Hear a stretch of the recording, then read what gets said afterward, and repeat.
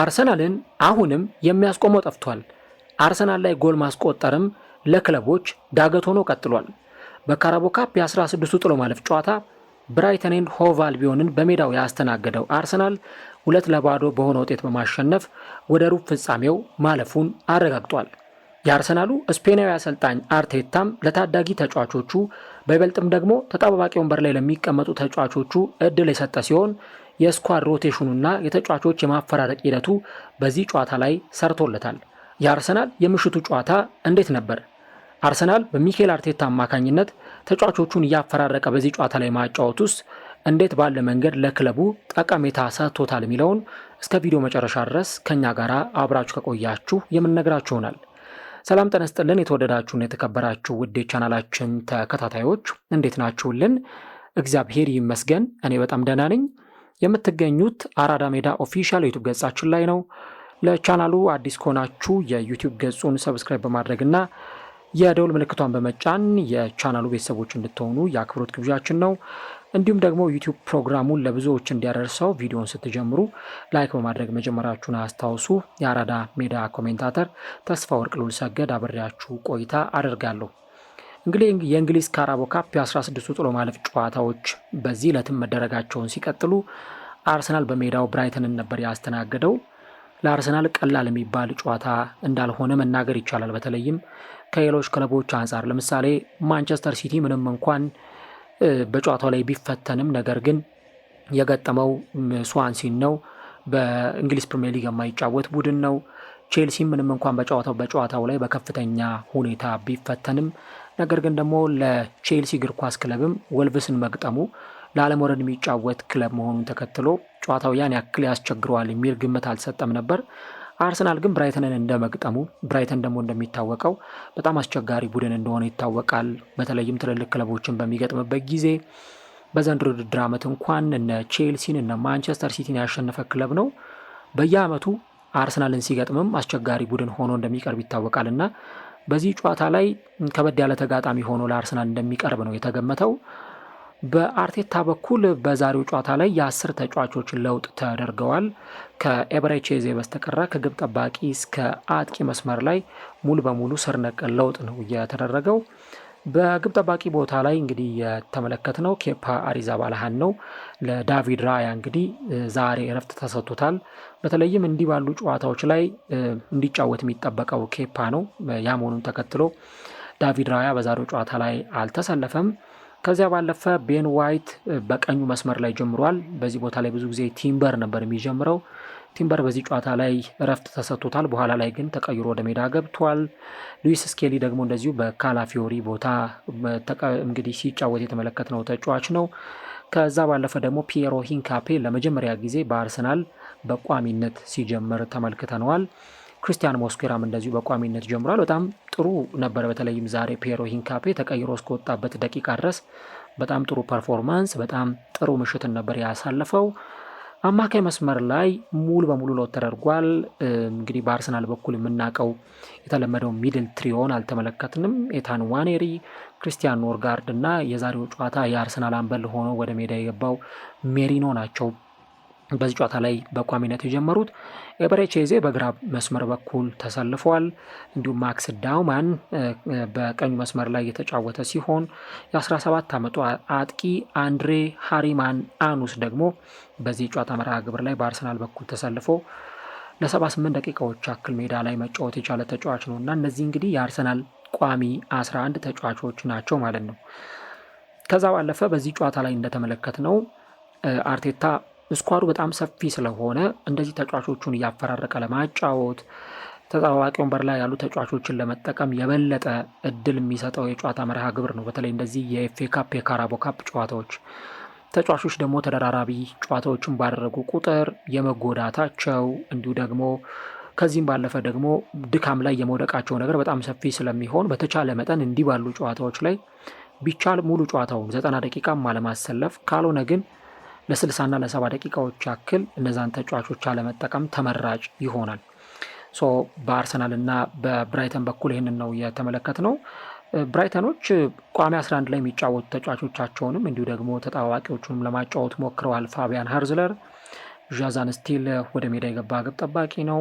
ካዲዮግሉ በቋሚነት ፕሪሚየር ሊግ ላይ ከምናያቸው ተጫዋቾች መካከል አንዱ ነው። ቫን ሄኪ እንዲሁ ሌላኛው ተጫዋች ነው። እነ ባሌባ፣ እነ ዲዮጎ ጎሜዝ፣ እነ ጆርጂኖ ሩተር በፕሪሚየር ሊግ ደጋግመን ከምናያቸው ተጫዋቾች መካከል ተጠቃሾቹ ናቸው።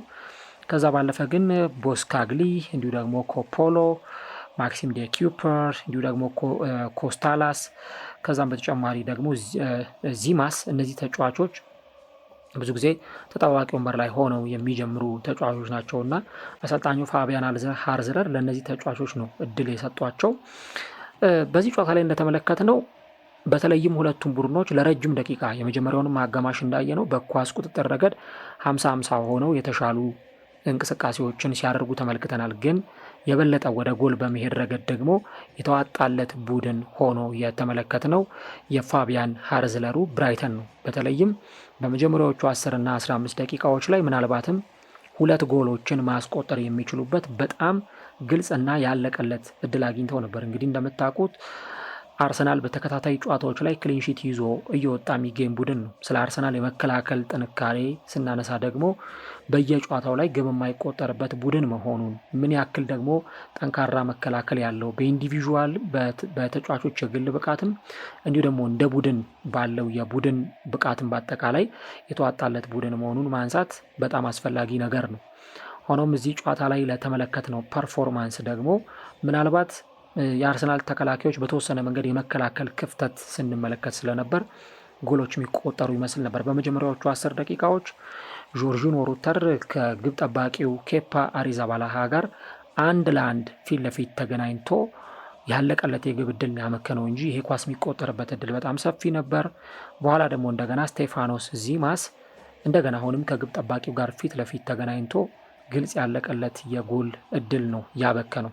ምናልባት እነዚህ ሁለት ኳሶች ተቆጥረው ቢሆን ኖሮ ጨዋታው ላይ አርሰናል እጅግ በጣም ሊፈተን እጅግ በጣም ሊቸገርም ይችል ነበረ እና በተደጋጋሚ ጊዜ ሙከራዎችን ሲያደርጉ ስለምንመለከት የአርሰናልን ግብ ጠባቂ ለመፈተን እነ ባሌባም ሳይቀር ሙከራዎችን ሲያደርጉ ስንመለከት ነበር እና ይሄ በተለይም ደግሞ ምናልባት አርሰናል ከተከታታይ ጨዋታዎች በኋላ ምናልባትም ጎል ሲቆጠርበት ልናይ የምንችልበትን አጋጣሚ የሚፈጥር ነበር ማለት ነው። እንግዲህ አርሰናል እንደምታውቁት በተከታታይ ጨዋታዎች ላይ እንኳን በባለፉት 3 የነጥብ ጨዋታዎች ላይ የተሞከረበት አንድ ኢላማውን የጠበቀ ሙከራ ብቻ ነው። በፉልሃም ኢላማውን የጠበቀ ሙከራ አልተሞከረበትም፣ በዌስትሃምም አልተሞከረበትም። ከክሪስታል ፓላስ ጋር በተደረገው ጨዋታ ላይ ብቻ ነው አርሰናል ኢላማውን የጠበቀ ሙከራም የተሞከረበት። እንግዲህ በ3 ጨዋታ አንድ ኢላማውን የጠበቀ ሙከራ ብቻ የተሞከረበት አርሰናል በዚህኛው የብራይተኑ ጨዋታ ግን ከ9 ሙከራዎች 3ቱ ኢላማቸውን የጠበቁ ነበሩ እና የአርሰናል መከላከል በተወሰነ መንገድ የተፈተነበትን አጋጣሚ እዚህኛው ጨዋታ ላይ ተመልክተናል። ምናልባትም ደግሞ እንግዲህ የተጫዋቾችን ለውጥ መደረጉ አንዱ ለዚህ ፋክተር ሊሆን እንደሚችል ይታመናል። በተለይ የአርሰናል የመሃል ሜዳ በነ ዙብሜንዲ በነ ዴክላን ራይስ የሚመራው የመሃል ሜዳ ጥምረት በዚህ ጨዋታ ላይ ያልተመለከትነው። ኖርጋርድ፣ ሜሪኖ፣ ኑዋኔሪ ነበሩ በዚህ ጨዋታ ላይ መሃል ሜዳው ላይ የጀመሩት። አንዳንድ ተጫዋቾች ደግሞ ሰከንድ ቦሎችን ለማሸነፍ በጣም ይቸገሩ ነበር።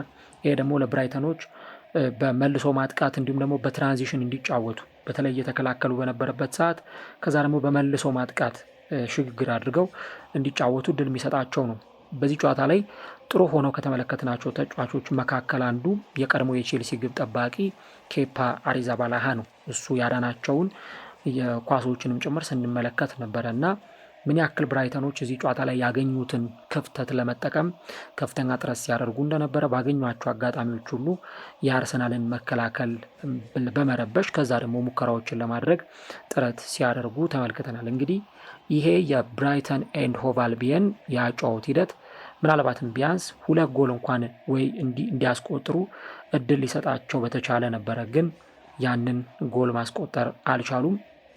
ጨዋታው እንግዲህ የመጀመሪያው አጋማሽ 0-0 በሆነ ውጤት ተጠናቋል። አርሰናል ሞር ወደ ጎል እየተጠጋ ከመጫወት ይልቅ በራሳቸው ሜዳ ላይ ረጅም ደቂቃውን ኳስን ማንከባለል፣ ከዛ በተጨማሪ ደግሞ የኳስ ቁጥጥራቸውንም ቢሆን ብትመለከቱት ፍሬያማ ሆኖ ተደጋጋሚ ሙከራዎችን እንዲያደርጉ አላስቻላቸውም ነበረ። በእርግጥ በዚህ ጨዋታ ላይ እንዳየነው በአርሰናል በኩል ቅድም እንዳልኩት የመሀል ሜዳው የፈጠረው ክፍተት ነበረ።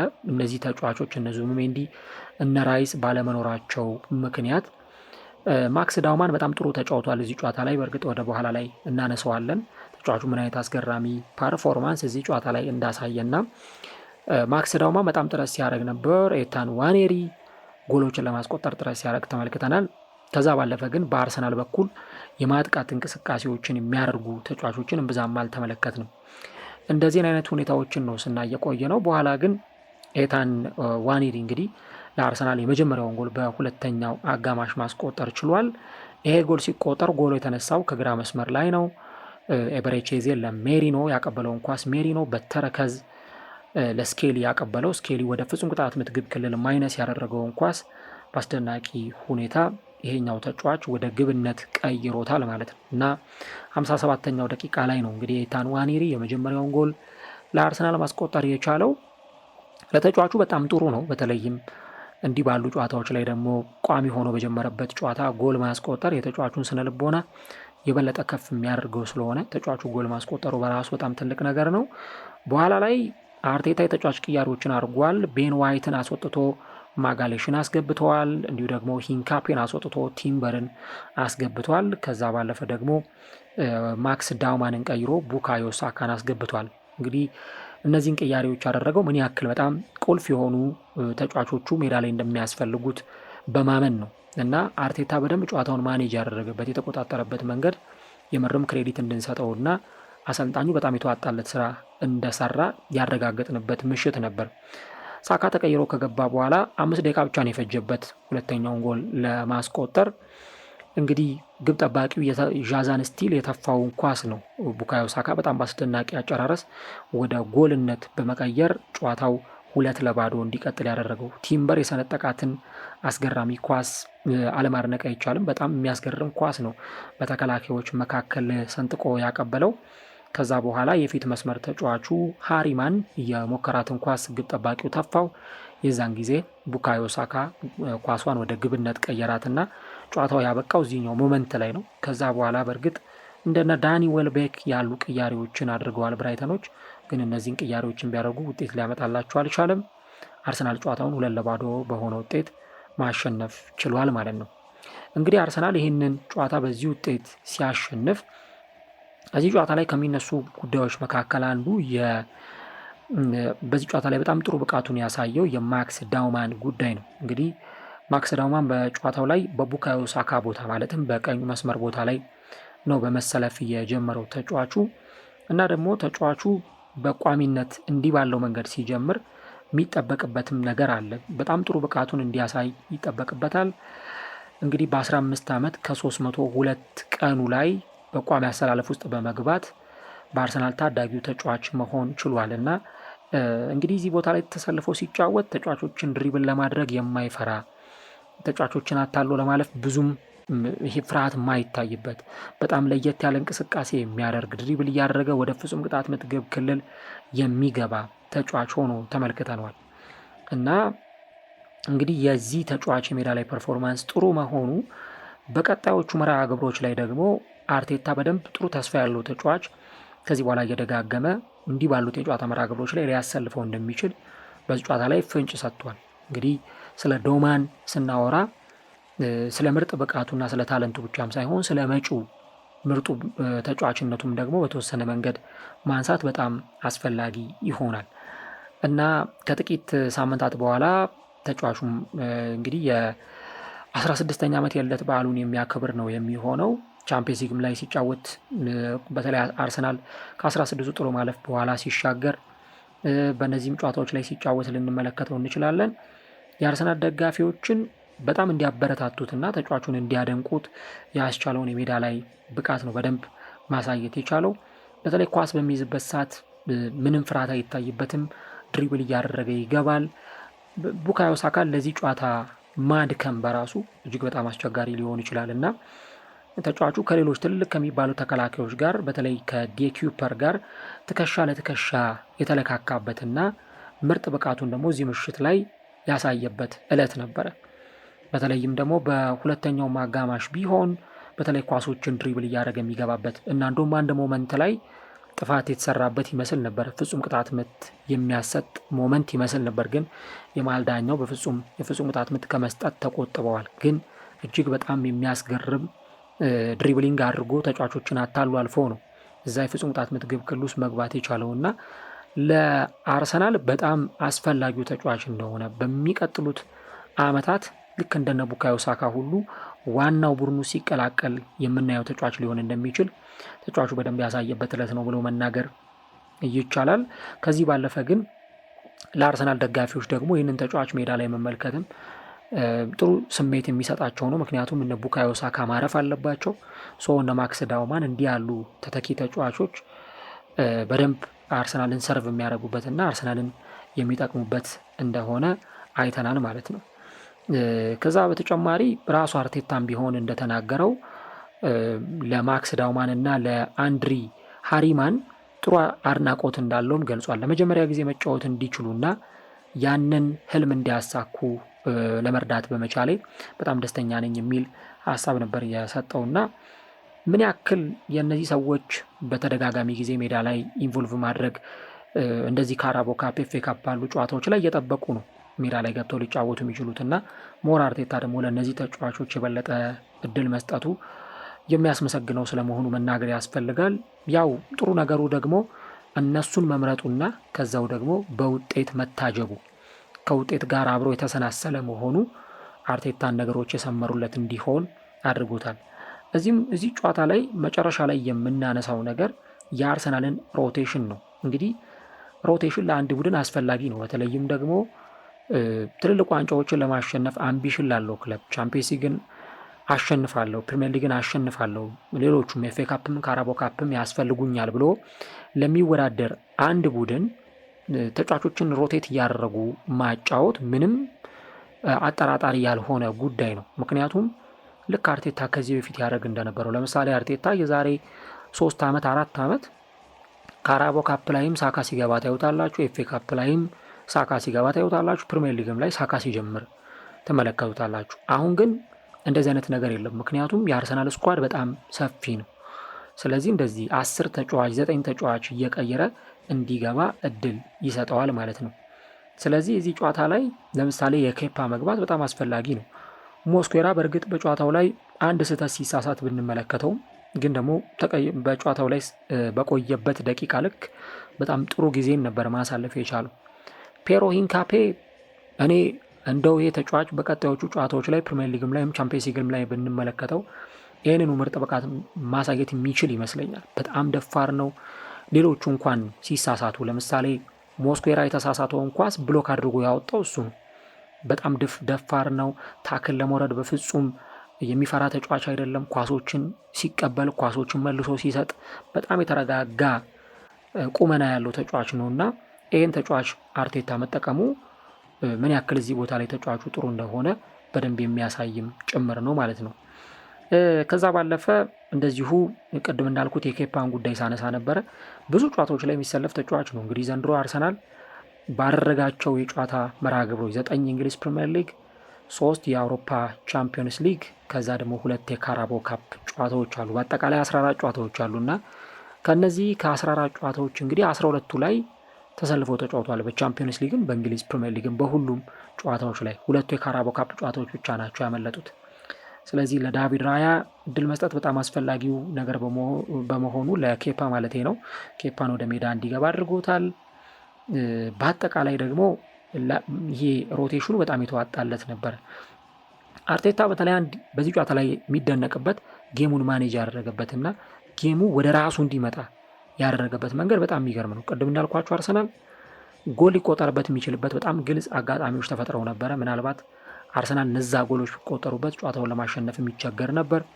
ግን በመጀመሪያ ተሰላፊ ተጫዋቾቹ ማለትም ባሰለፋቸው በነ ሞስኩዌራ በነ ሜሪኖ አማካኝነት አንድ ጎል ካስቆጠረ በኋላ ልክ ከ70ኛው ደቂቃ በኋላ ደግሞ ዋና ወሳኝ የሚባሉ ተጫዋቾችን ደግሞ እንደገና ቀይሮ ወደ ሜዳ አስገብቷል። ይሄ ሮቴሽን ከዚህ በኋላ መቀጠል ያለበት ነው። በደንብ ስኳዱን ሮቴት እያደረገ ተጫዋቾቹን እያፈራረቀ እንዲያጫውት ይጠበቅበታል። ያን ማድረግ ከቻለ ምንም በማያጠራጥር ሁኔታ ምናልባትም በዚህ ዓመት ከሚገኙት 4 ዋንጫዎች ውስጥ የሆኑ ዋንጫዎችን ሲያሳካ ልናየው እንችላለን እና እንግዲህ አርሰናል አሁን ወደ ቀጣዩ ዙር እንዲያልፍ ያስቻለው እንዲህ አይነቱ ሮቴሽን ነው። ከዚህ በኋላም በሚኖሩት አጋጣሚዎች ላይ እነዚህን ነገሮች ልንመለከት እንችላለን እና ይህንን ሁኔታ ነው ማንሳት የሚያስፈልገው። በጨዋታው ላይ እንግዲህ ለምሳሌ እንደ ሶፋ ስኮር አሁን ሂንካፔን ነው የጨዋታው ማን ኦፍ ዘ ማች ወይም ኮከብ ብሎ የመረጠው እና ጨዋታው ላይ የነበረው ፐርፎርማንስ በጣም የሚያስጨበጭብ ስለመሆኑ መናገር በጣም አስፈላጊ ነው የሚሆነው ማለት ነው። እንግዲህ አርሰናል በዚህ የካራቦ ካፕ ጨዋታ ላይ አስገራሚ ብቃቱን አሳይቶ ከዛ ባለፈ ግን እንደው ብዙም ኢነርጂ ያወጣበት ጨዋታ አልነበረም። እውነት ለመናገር በጣም ከባድም ጨዋታ አልነበረም እና የቀጣዩን ዙር መቀላቀሉን ያረጋገጠበትን ድል አስመዝግቧል። እነ ብሬንትፎርድ፣ ማንቸስተር ሲቲ፣ ኒውካስል፣ ካርዲፍ፣ ክሪስታል ፓላስ፣ ቼልሲ እና ፉልሃም እንግዲህ ወደ ቀጣዩ ዙር ማለፋቸውን ያረጋገጡ ሌሎች ቡድኖች ሆነዋል። እንግዲህ ለአርሰናልም ቢሆን በጣም ትልቅ ውጤት የተመዘገበበት ነው። ካራቦ ካፕን ማሸነፍ አርሰናሎችም ይፈልጋሉ። ምክንያቱም ይሄ ስብስብ ዋንጫ ይመራ ያስፈልገዋል። ዋንጫ ደግሞ የሚፈልግ ከሆነ ካራቦ ካፕም ሆነ ኤፍኤ ካፕ ማንሳት ይኖርበታል። ከዛ በኋላ ደግሞ እነ ቻምፒየንስ ሊግ እነ ፕሪሚየር ሊግ ላይ ይቀጥላል እና እንግዲህ ለአርሰናል ጨዋታዎቹ የቀጠሉት በዚህ መንገድ ነበር። ወሳኝ በሆነው የጨዋታ መርሃ ግብር ደግሞ አርሰናል አሸንፎ እንግዲህ ወደ ቀጣዩ ዙር ያለፈበትን ውጤት ማስመዝገብ ችሏል ማለት ነው እና እንግዲህ የቀጣዮቹ መርሃ ግብሮች ደግሞ ለአርሰናል ይጠበቃሉ። በሳምንቱ መጨረሻ አርሰናል በርንሌይን ሲገጥም ወሳኝ ተጫዋቾቹን ደግሞ ወደ ሜዳ ይመልሳል የሚሉ ግምቶች አሉ። በእርግጥም የሚሆነው እንደዛ ነው። እንግዲህ አርሰናል ያለፉትን 6 ጨዋታዎች በተከታታይ አሸንፏል። ኦሎምፒያኮስን፣ ዌስትሃምን፣ ፉልሃምን፣ አትሌቲኮ ማድሪድን፣ ክሪስታል ፓላስን፣ ብራይተንን። እጅግ በጣም ደግሞ የሚያስገርማችሁ እነዚህን ሁሉ ክለቦች ሲያሸንፍ አንድም ጎል አልተቆጠረበትም። በተከታታይ ጨዋታዎች ላይ ሲያደርግ እንደነበረው እንግዲህ አርሰናል ተከታታይ ጨዋታዎቹ ላይ ውጤታማ ሆኖ ተመልክተነዋል። ኦሎምፒያኮስ ላይ 2 ጎል አስቆጥሯል። ዌስትሃም ላይ 2 ጎል አስቆጥሯል። ፉልሃም ላይ 1 ጎል አስቆጥሯል። አትሌቲኮ ማድሪድ ላይ 4 ጎል አስቆጥሯል። እንዲሁ ክሪስታል ፓላስ ላይ 1 ጎል አስቆጥሯል። ብራይተን ላይ 2 ጎሎች አስቆጥሯል። በአጠቃላይ 12 የሚጠጉ ጎሎችን አርሰናል በእነዚህ 6 ጨዋታዎች ላይ ሲያስቆጥር፣ ነገር ግን አንድም ግብ ኮንሲድ አላደረገም። ይሄ ደግሞ አርሰናል በጣም ጠንካራ ቡድን መሆኑን በመከላከሉ ረገድ ኢቨን እነ ሳሊባን ባይኖሩ እነ ቲምበርን ባይኖሩ እነ ማጋሌሽን ባይኖሩ ምንም እንኳን ማጋሌሽና ቲምበር እዚህ ጨዋታ ላይ ተቀይረው ሲገቡ ብንመለከትም እነዚህ ሁኔታዎች ግን በፍጹም ለአርሰናል አስቸጋሪ እንዳልነበሩ ተመልክተናል እና ምንም እንኳን ክፍተቶች ሲኖሩ ብናይም አንዳንድ የተመለከትናቸው የሆኑ ስህተቶችን በአርሰናሎች በኩል ብንመለከትም ግን የሜዳ ላይ ፐርፎርማንሱ ለአርሰናል በጣም የተዋጣለት ስለነበር ወሳኝ በሆነው የጨዋታ መርሃ ግብር አርሰናል የቀጣዩን ዙር ትኬት የሚቆርጥበትን ውጤት አስመዝግበዋል ማለት ነው እና እንግዲህ ለአርሰናሎች ውጤቱ የተመዘገበው በዚህ መንገድ ነው። እንግዲህ ቀጣይ ደግሞ በካራቦ ካፕ ተጠባቂ ጨዋታውን ሩብ ፍጻሜ ላይ የሚያከናውን ይሆናል። እናንተስ እስቲ ጨዋታውን እንዴት ተመለከታችሁት? ለእናንተ ጨዋታው እንዴት ነበር? ሀሳቦቻችሁን ልታጋሩ እንችላላችሁ። ለአርሰናል ደጋፊዎች ግን በጣም ጥሩ ምሽት፣ ብራይተንን አሸንፈው ደግሞ የሩብ ፍጻሜ ትኬታቸውን የቆረጡበትም ስለነበር የአርሰናል ደጋፊዎችን ያስደሰተ ስለመሆኑ መናገር ይቻላል። በቡድናቸው ላይ የበለጠ ኮንፊደንሳቸውና በራስ መተማመናቸው እንዲጨምር ያደረገ ውጤት ተመዝግቧል።